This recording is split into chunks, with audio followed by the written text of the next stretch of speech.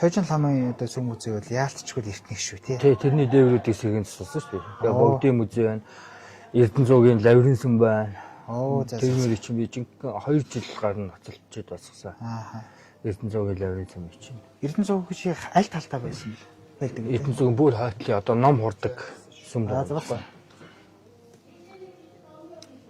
За сайн байцгаана уу хүндэт үзэгчтэй та бүхэнд өдрийн мэнд хүргэе. Тэгэхээр өнөөдөр бас нэг сонирхолтой зочинтой уулзахад бэлэн болсон байна. Тэгэхээр сүм дуган урлаач за продюсер гэж хүнтэй уулзахад бэлэн болсон байна. За сайхан орж байна. Сайхан орж байна. За одоо тэгээд хавар боллоо тий. Гадаа бол одоо өвшгөл тий.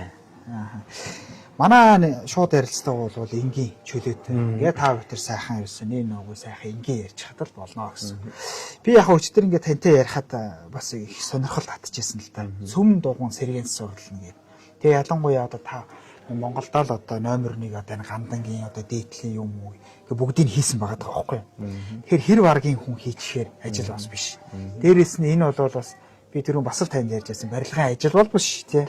Бас нэг уур ухаан гар дүү бас нэг авиас билийг шаардах гэдэг тий. Тэр би эхнийхээ асуултад танаас ингэж сумаар байгаа. Намайг бас хүмүүсийг өлөг болсон юм асуудаг гэж яриад идэв. Гэхдээ би бас асуухгүй байж болтгоо. Та ер нь аль нутгийн хүн бэ? Энэ танаа удамд ерөнхийдөө энэ гар урлаач хүн байсан уу тий? Удамд амьдсан одоо ийм сайхан мэрэгжил одоо ийм одоо зөв билийг одоо ийм авиас байна уу ер нь? Энэ талаар яриад. Ер нь бол би уугуулгатих.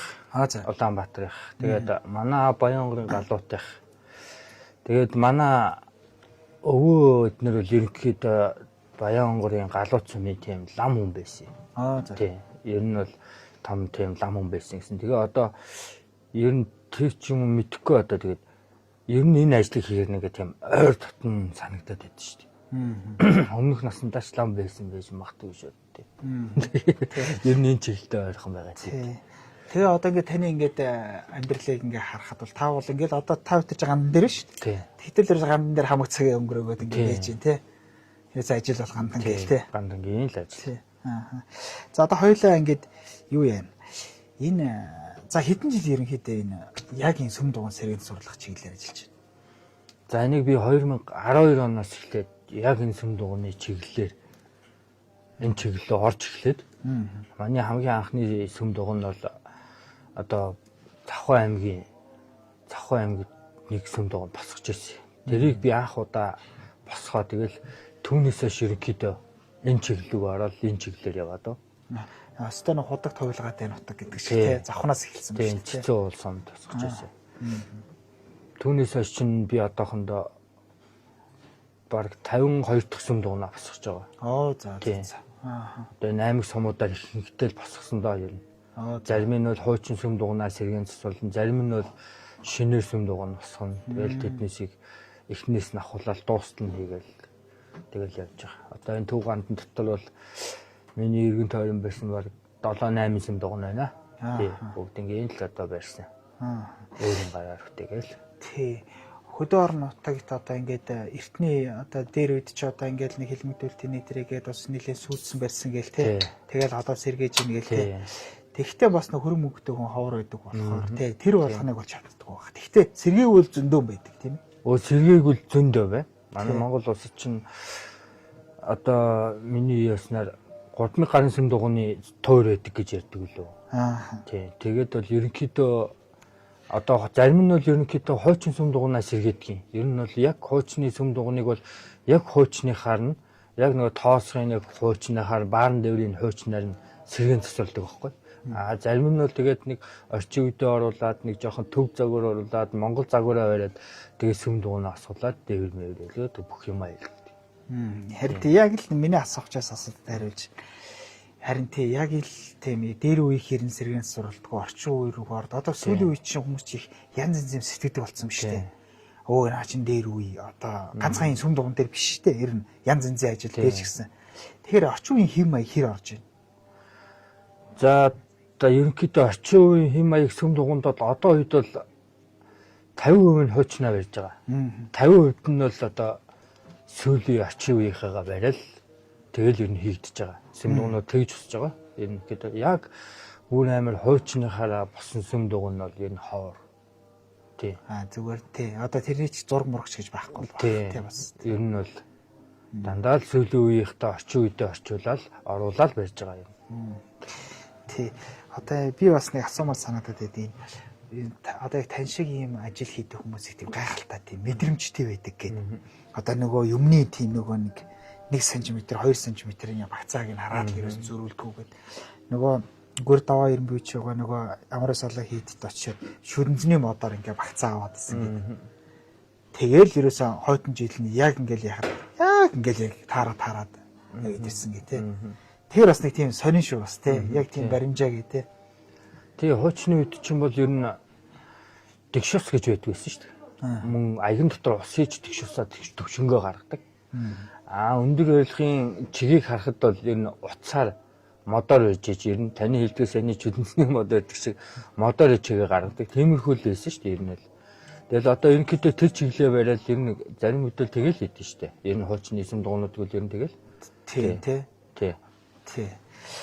За тэгээд яхаа би бас л нэг сонирхолтой асуу. Одоо ингээд энэ хээр хуваар гэдэг чинь шүү дээ. Одоо та бүхэн одоо хээр хуваар одоо ингээд янз бүрийн одоо сүмийн ороо ингээд шаваалгаал те ингээд махилдуулаад те бид хийдэд бол мэдэхгүй бид тэрт бол нэг урлагийн бүтээш гэл ингээд те. Тэрийг ер нь яаж одоо анх хийж зурчаад зэр зургийнхаа дагуу яг хуу зүгээр газар дээр нь тэгэл мэдрэмжээрэл ерөнхийдөө бол анх өсөж байхад бол ер нь хуучны хийцүүдийг хардаг байсан. Харж иж босгодог байсан. За тэгээ 10 гаруй жил хийчлээ. Одоо бол ерөнхийдөө яг нөгөө төвшингийг хараад яг тэр харьцааг нь хараад ер нь өөрөө мэдрэмжээрээ л хоцоо хийдэг болсон доо. Ер нь тийм. Ер нь одоо ингээл хараад за энэ нэг иймэрхүү хийцэлтэй, иймэрхүү дээвэр, иймэрхүү харьцаатай дээвэр асуул энэ дуг нь яг гоё ингэж болох юм байна гэж мэдрэмжээрээ л ер нь хийдэг болсон. Одоо газар орны байрал мэл харна гэдэг. Харна уулархаг газар байна, хонхор газар байна, янз бүрэн шүү дээ. Наалын тэрийг харж байгаад одоо алсаас нь яаж харагдах вэ? Тэгэл нэг сүм дугуйнд босгочдөг нэг жохоо өмнө араар бол харагдахгүй бол хэцүү. Тэгэл аль сумын төвд босч байгаа гандангийн аль өндөд дээр нь босч чинь тэрийг харж байгаад аль сумын ингээд үүдээр орж ирж байгаа усуудад хамгийн дөрөвдөр сумын гандан харагдах хэрэгтэй учраас тэр дээврийг харж байгаад бас байслыг харж байгаад босгодог шүү дээ энэ сүм дугуйн. Тэгдэг шүү нэр тий ингээд сум руу ороход гандан тий. Тийм байна. Яг таны бас санаанд орж илээ. Та тэгээд тэр өвөр Монголд бас нэг ажил тий сүм дугуй босгосон гэдэг. Та тэрнийхэн талаар бас яриач. Тэр бас сонирхолтой. Өвөр Монголд баруун үзэмчний улаан хадагдаг сумд босгож ирсэн өвөр Монголд. Тэрийг бол 2011 онд босгож ирсэн. Манай толгой бас нэг компани байсан. Би тэр нэг компанидор компани үндэсний ажиллагаар ажиллаж байсан. Гэхдээ манай компани тэрийг бас. Тэгээ би тэрийг 7-8 удаа 9 сар тэнд яг амьдрангаа тэнд 9 сар байсан. Тэр бол энэ бол мэслийн том асар том сум босч ирсэн. Одоо баг мэслийн томдоо баг 36 25 та өндөр нь баг 17-8 20 м өндөртэй. Оо за нийлүү 2-3 давхар тийм том дугуй босч. Тэрийг бол бид нэр 7-8 удаа яг 9 сар л үтсэндээ. Тэгээд ер нь бол нөгөө сар болоод нэг туг тойрно гэж яддаг шиг хойд бичгтийн момтоор бид нэг орж тамгаад оруулчаал буцдаг тийм. Тэр үед чинь би охиноо 6 төрөөд дөнгөж 6 хоноод 7 хоноод эмнэлгээс гаргаад явж исэн. Охиноо 9 сар ой өргөж яхад нь ирж исэн. Тэр сүм дуусах босоод дуусчихсан. Охиноо бүр том босоо нэрж тий явчаа тий. Тэгээд тэдний одоо сүм дугуй манах шиг үү? Ер нь одоо тэр хэлбэр хийцээ ер нь урлаач яваад харахад ер нь хэлбэр хийцэн нь бол ер нь ойролцоо. Гэтэ бид нэг тэр сүм дугуйныг бол ер нь гэдэг нь Монголд босдог хэв загвараараа тэр загвараараа барьсан тэр сүм дугуйныг. За тэгэд юу вэ л да? Та нэг төрөө ярьлаа шүү дээ. Одоо ингээд гэр бүл гээл те. Тэгэхээр ингээд би бас та ингээд за ингээд нэг сүмэн дээр очин. За нэг суман дээр очин. За дор хаяч нь 2 сар. За яг нэг зуны 3 сар юм байна. Ер нь гэр бүл хэрэг ойлгодог вэ? Хоёулаа жоохон асуултаа өөрчлөөд бас нэг жоо сонирхолтой байна. Гэр бүл ер нь эхнэр ойлгодог учраас л үдэд би ингэж энэ чиглэлээрээ яваа л да. Тэрнээс ойлгодгүй хүн бол би чинь хавар ер нь бол монголчин 4 хөлөлтэй. Ер нь ийм сүм дугуйны модны ажил чинь ер нь хавар 4 сарын 1-ээс ахуулаад намар 11 сар хүртэл за 10 сараараа сүүл хүртэл үргэлжилдэг учраас би ер нь гэрийн бар харах нь ховор зуны цаг. Тэгэхээр ер нь хавар яваал зундаа нэг 90 очин байгаад тэгэл аймаг сум цөм дугуй нь болсон тэр чинь сар гарan 2 сар үргэлжилдэг. Тэгэл ерөнхийдөө хөдөөгөл байдаг. Тэгэл манай эхнэр ойлгодгоо ер нь бол ойлгодог. Ойлгодгүй юм бол эдийн ажлыг хийгээч хөө өөр чиглэлж явж байна. Тийм шүү дээ. Тэгээд нэг яваал ч юм уу, хоёр яваал ч юм уу. За тэгэл ойлгохгүй тий. Тэгэд бас тань шиг юм хүмүүс яг нэг хоббигоор хийгээд байгаа шиг санагддаг юм надаа. Тэгэхээр таны хобби юу вэ? Ер нь хобби бол мотор юм хийх дуртай. Манай ер нь бол аав яхад нь ч гэсэн ерөнхийдөө арангаад тийм одоо залуу гэр болж байгаа улсуудад гэр хийж өгдөг тийм хүн байсан. Тэгээд би тэр дээр аав яхтайгаа бас нэг хэдэн жил болоо гэр хийж сурч ирсэн. Тэгээд ер нь тэнд байхдаа гэр хийж сураад ер нь жоох мотор юм оролддог болоод ч юм уу мотор юм хийх амар дуртай. Тэгээд ер нь энэ чиглэлээр явдаг. Одоо энэ сүм дугны ажил чинь 90% нь 80% нь ер нь дам модны л хийцэлтэй байдаг байхгүй. Харин тэгж чи угаасаа тэгэл бодог ороод бодог орно. Энэ дандаа модны л хийцэлтэй. Тэгэл тэр чиглэлээр болооч тэр ер нь энэ ажилдаа ер нь их дуртай. Тий. Тэр бодог гэснээс одоо та бүхэн одоо бол яг зүгээр бодог яаж вэ? Гэхдээ энд бас нэг хойлц найрлага одоо тэр юуных нь юу байх вэ? Арай өрмөц онцлогийг нь гаргах гээл те. Одоо шинэ хүмүүс ч улааныг илүүдгүй хэрэгэлдэг гэдэг шүү дээ. Ерөнхийдөө одоо бол улаан өнгөө голцоо их байдаг. Хойчин бол шаран бодог гэж их хэрэгэлдэг байсан. Харин тийм ээ тий. Тийм, шаран бодог тэр чинь найруулж боддог байсан. Одоо бол ерөнхийдөө сүүлийн үед одоо юм хөгжиж технологи хөгжиж. Одоо ерөнхийдөө ингээл 10 20 жилийн баталгаатай, усан суурьтай тийм бодогнууд гарчиж. Одоо бид нар бол ерөнхийдөө тийм усан суурьтай бараг 10 20 жилийн баталгаатай өнгөө алдахгүй модондоо шингэж ордог усаар найруулдаг учраас тийм бодгаар ер нь голцоо барьдаг. Тийм бодгийг хэрэгэлдэг. Тийм тий. Одоо тий.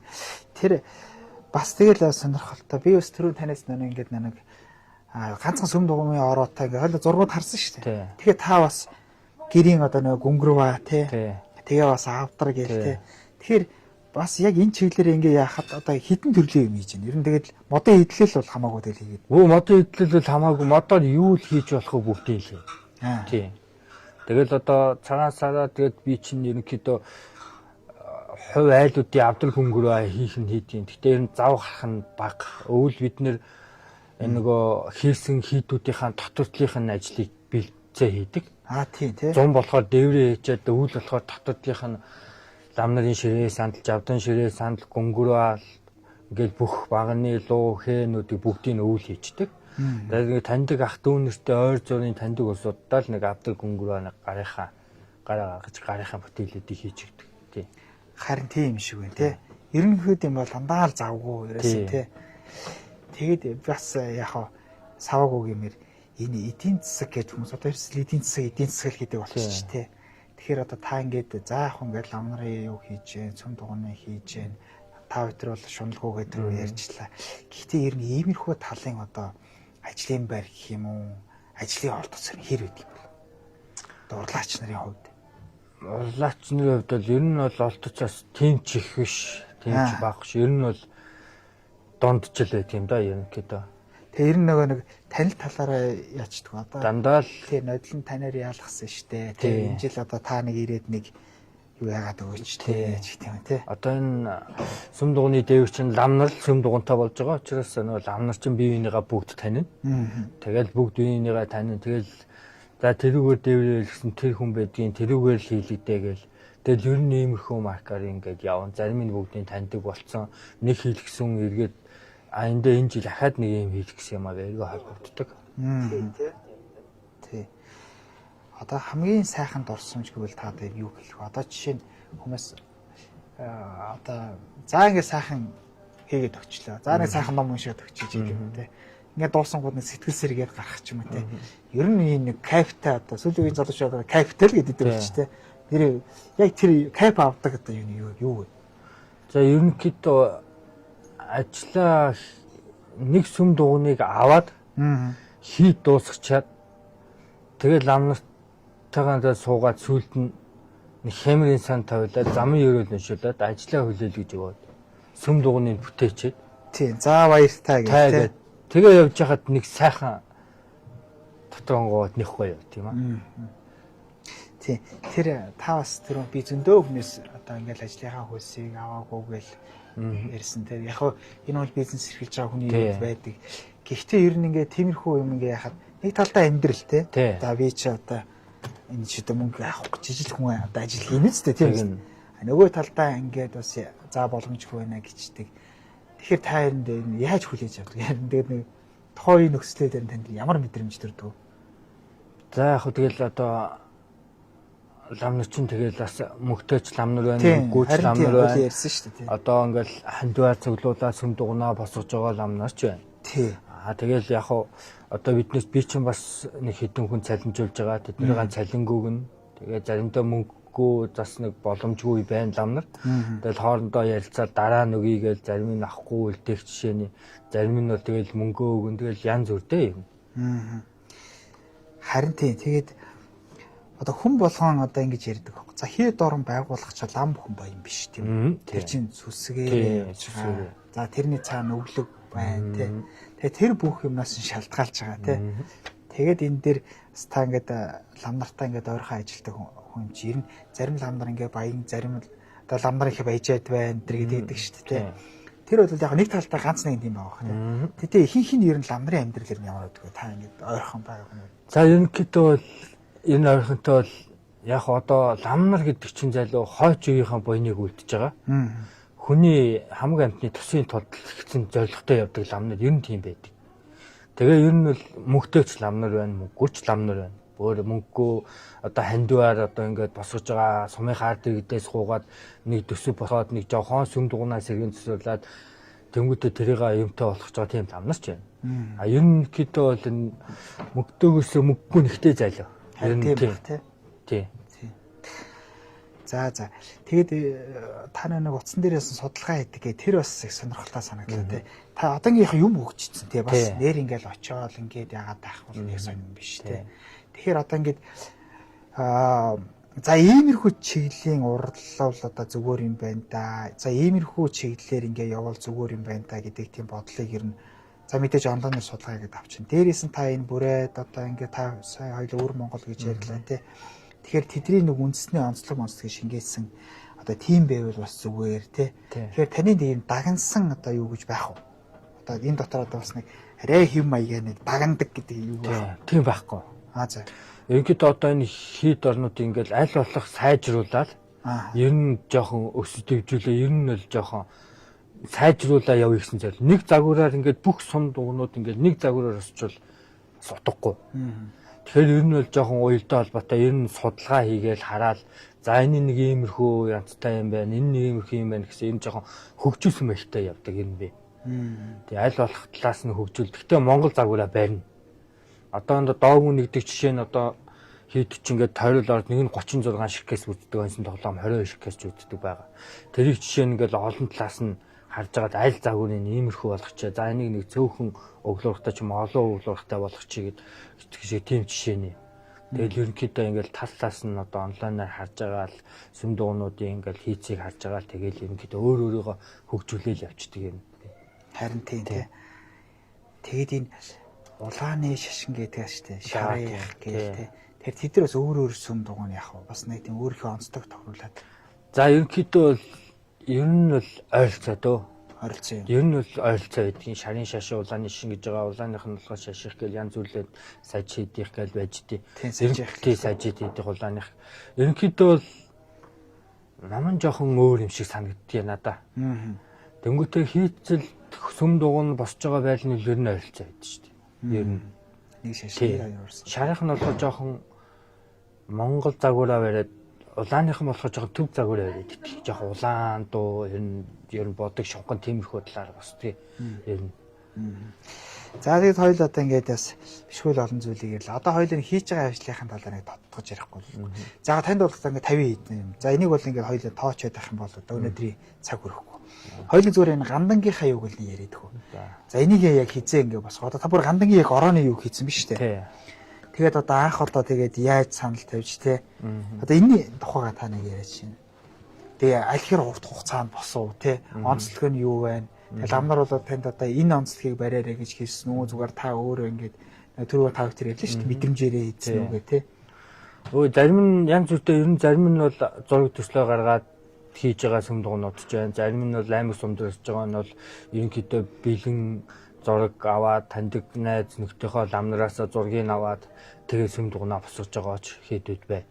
Тэгээд тэр үед аймаг сумынхаа ламнартай ярилцж байгаад тэгээ шууд зарим нь би өөрийнхөө одоо мэдрэмжээр за нэг иймэрхүү харьцаатай нэг иймэрхүү сүм дугуйн босно доо гэх.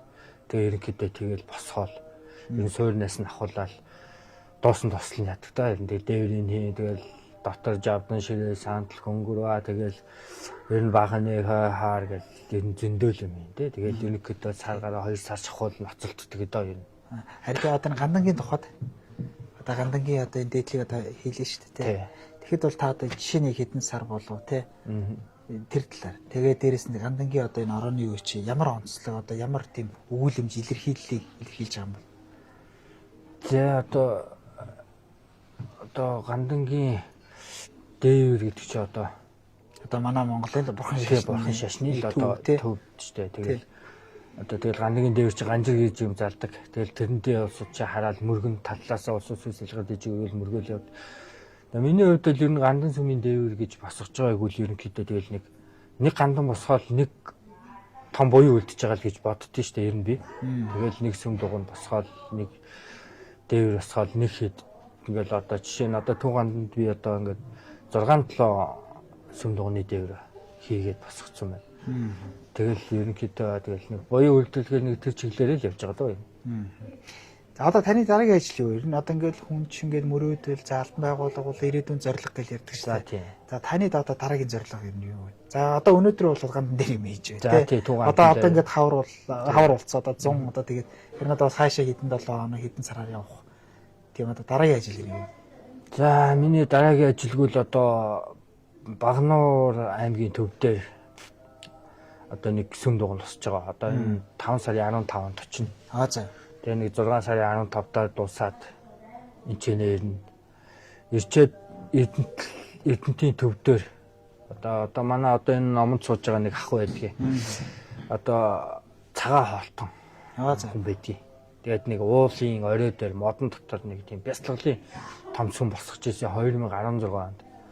За би тэрийг босгож иржсэн. Одоо 2 дахь тийм ном хурдаг тийм нарны бяцлаглын юм хийдэг гэх тийм сүм дугуйн босгох гэж байгаа. За. Одоо тэрийг би очиж 6 сар гаргаад тэрийг явж энэ зун тэрийг босгох нэг 2-3 ажиллал байгаа да энэ. Тэрийг хишээ явна да. Дараагийн ажилгүй. Та бүхэн сурган дээр нь бол оролцоо. Энд сураг босгосон байдаг шин. Энд сураг уу? Би бол энд сураг зөндөө босгосон. Энд сургууд бол босгосон сургууд байгаа. Энд одоо гэдэг сүүлийн үед also сурах босох нь хоригдсон байна. Ингээд сүм дугуйнаа чиглэлэх явдал болчихсон. Тэгээ одоо юм хөгжсөн ч юм уу тэгэл нэг бэлэн жижиг сураг аваад тэрийг шүтэд дахиад өргөөд явдаг болчихсон тийм. Хоочны үед л ерөнхийдөө амар их сурах босгодог гэсэн. Харин тэгдэж тийм нэг хэсгээр мод байсан шүү дээ. Хүн болгон л энэ сураг босгочих гэж явдаг гэсэн. За баярлалаа ингээд та битээрэд ингээд хам халаад гэдэг шиг одоо яриад байвал яриад. Тэгээ манай одоо бас ярилцлага бас өндөрлөх тийшээ хандж байна. Тэгээ би сүүлийн 2 асуултыг асуугаад хоёулаа ингээд яриагаа өндөрлөе.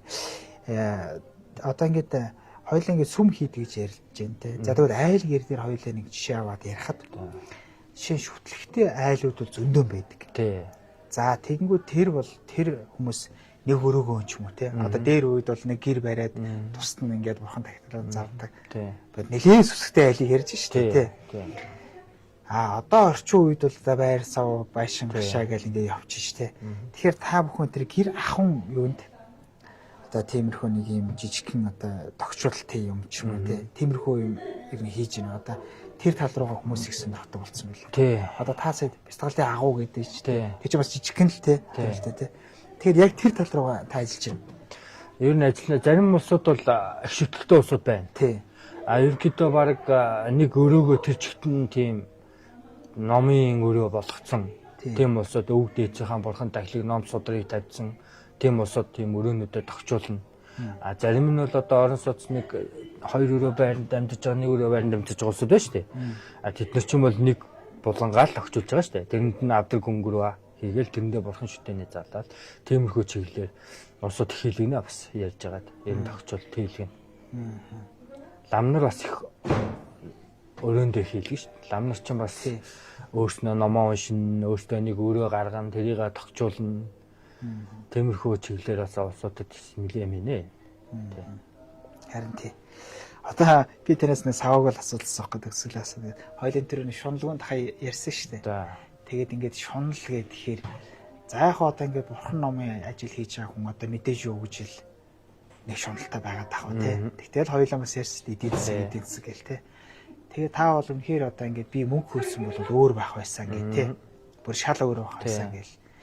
Тэгээд анханасаа нэг дугаар сураагүй, хоёрдугаар дуул хүний зан чанар шуналгүй гэ тий. Тэгэхээр ер нь за тэгвэл эргээ харахад бол та хэр буян хураасан юм бэ гэд бас өөр талаас нь асууж болно шүү дээ. Тэгэхээр ер нь та өөрийгөө ер нь хэр буян хураасан гэж бодож. Ер нь тэгээд та гэр орны тийм сүшиг өвшрэлээр нь та нэг загасчны мор усгүй гэлээс тэр нь ярьдаг шүү дээ.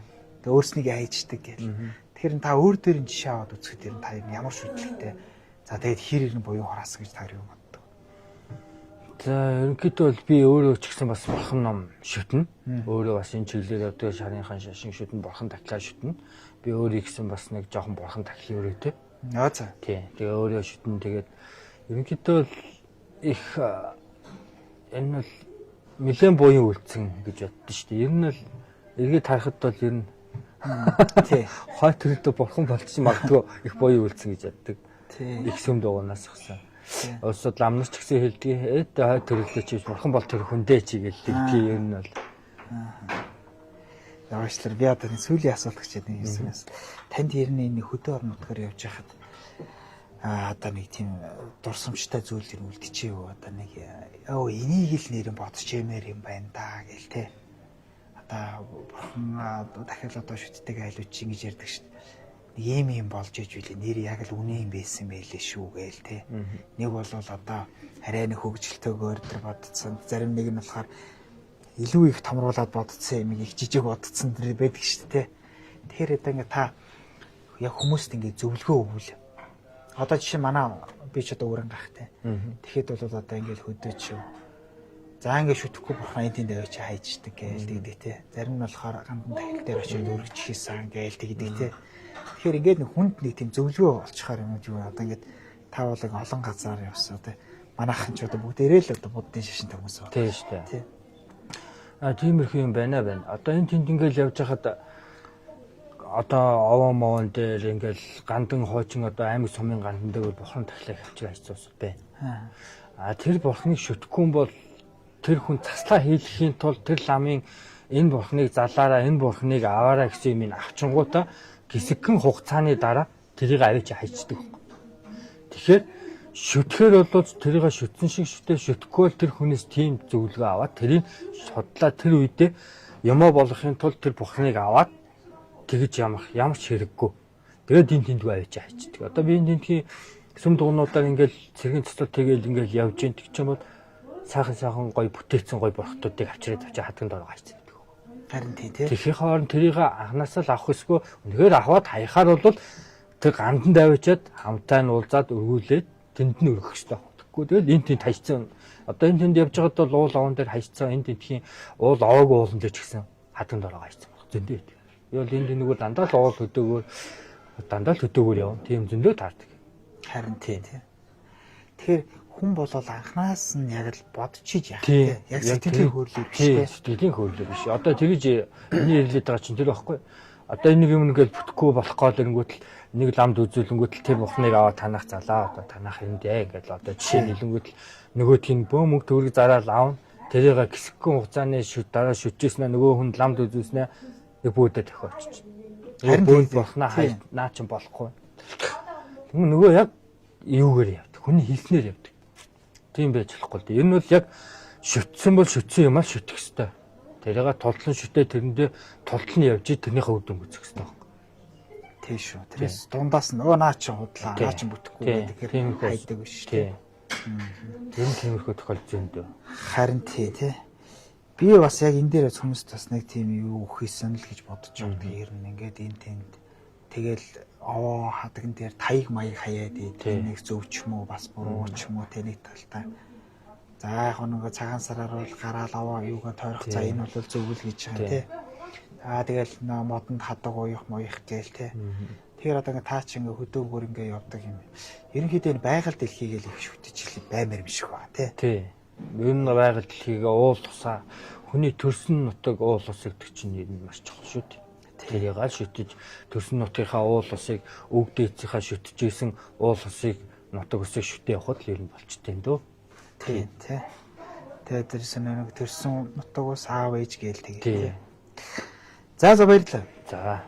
За ингээд бас нэг нөгөө сайхан ярилцсан танд баярлалаа. Ингээд таны цаашдаа ажилд амжилт хүсье. За баярлалаа. За баярлалаа үзэгчдээ ингээд манай шууд ярилцлага өгөр өндөрлж байна. Манай шууд ярилцлага тод мэдээ сайтын үндсэн пэйжээр болон хөгжүүлэгчтэй холбооны пэйжүүдээр давхар цэцгэлээ баярлалаа.